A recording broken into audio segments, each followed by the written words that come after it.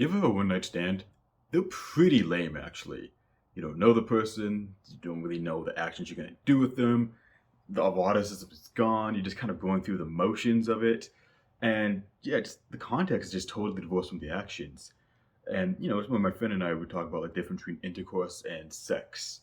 How intercourse is just bam, and then sex is actually all the stuff around the person and getting to know them, and through those physical actions as well. That's a lot like Eden. It's a really long, boring one night stand. This was recommended to me by James Newlick, author, and at Big Hole H&W on Instagram. And this is a really rare book. There's only like I guess one translation. For whatever reason, it goes for $1,000 on Amazon. It's notorious for being a super depraved, just violent, murderous sex book, and I guess. Um, so the setup of this novel is that it takes place during a French occupation in Algeria, northern Africa. And from what little I know of like African history, the French messed up a lot there. So, and it's just one giant orgy throughout the whole book. I mean, there's characters. There's the whore master. There's Razig. Um, there's a monkey. This book sucks, man. I was so bored and just trying to really plow my way through it and just kind of. Here's the thing. After the first 20 pages, you read everything in the book. It is not that interesting. It is just so divorced from everything. Now the language is nice. Like he does a lot of the long sentences but short fragments like his forehead sweaty, the desert sand, jism in on them. Like it's just stuff kind of like that. And so it is nice in that respect, but the language works against itself later on in the novel. So you have these all these depictions of horrible sexual violence apparently, and it doesn't come off as sexual. It just comes off like a middle schooler writing anything they can to be as transgressive as possible. And that's because the true horrors of these sexual acts, sometimes when you look at them in crime and stuff, it's not the sexual act themselves. I mean, they are horrible and they contribute absolutely, but it's also like the relationship between the two people. Like the reason incest can be horrible to a lot of people is not because like just the sexual act, which is pretty common across most people.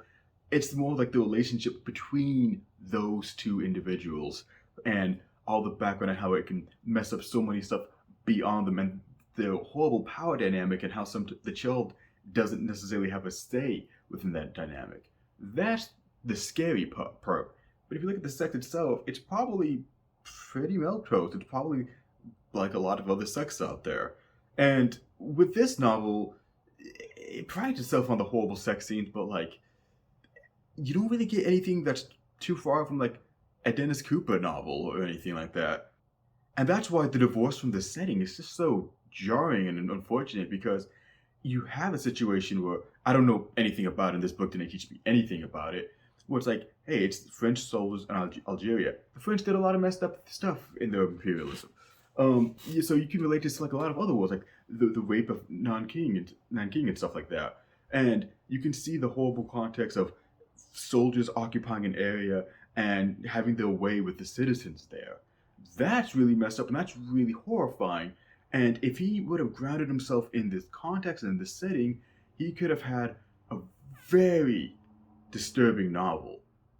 But he divorced it, and it takes place in a whorehouse. There's soldiers, there's shepherds, there's young local boys.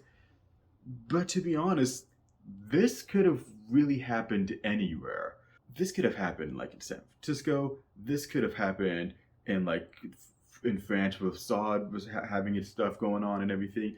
The context doesn't matter. You could just pick up a location in this novel, put it anywhere.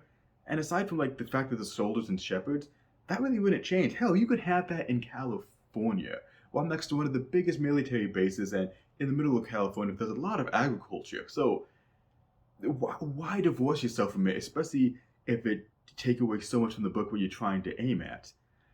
And also, to go back to the short sentences, there are some scenes that are just really funny in the book because the short sentence, it's like that South Park joke where they write like their own version of Catcher in the Rye. I forgot the name of it. And they just put all these bad words together. Parts of this book feel like that. They feel like he's just trying to come up with any bad words he can put together. It's really cringy. So here's one I sent to my boy.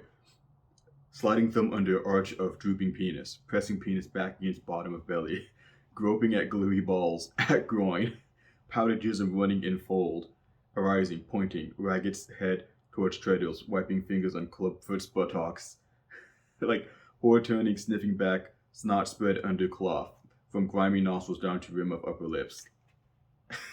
Like, tell me a middle schooler didn't write that. These are the sentences that got him banned in multiple countries. Like, come on, man.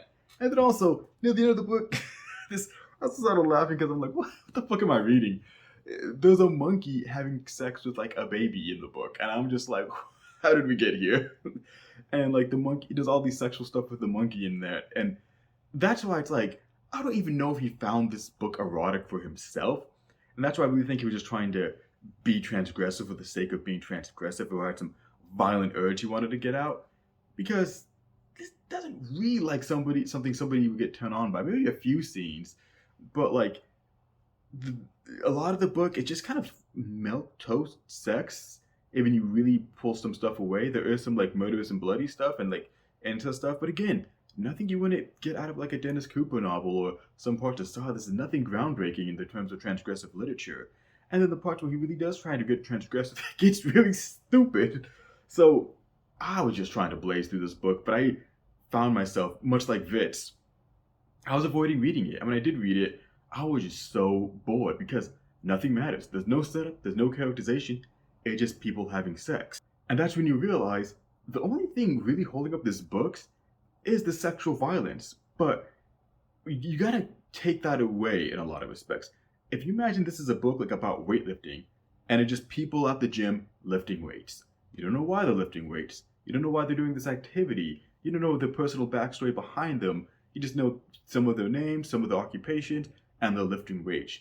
You're just like, that's the most boring book imaginable. So, much like this book, the only thing holding it up is the sexual violence, and that's not enough. There has to be more.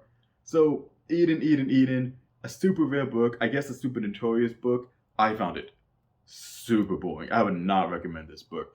Read the first 20 pages and you got the book, unfortunately, for a 163-page book. It was not a great way to start off the year. I really got to get away from these just action setting books. It's so mind-numbing. But yeah, let me know if you watch Eden, or read Eden, whatever, who cares. And later.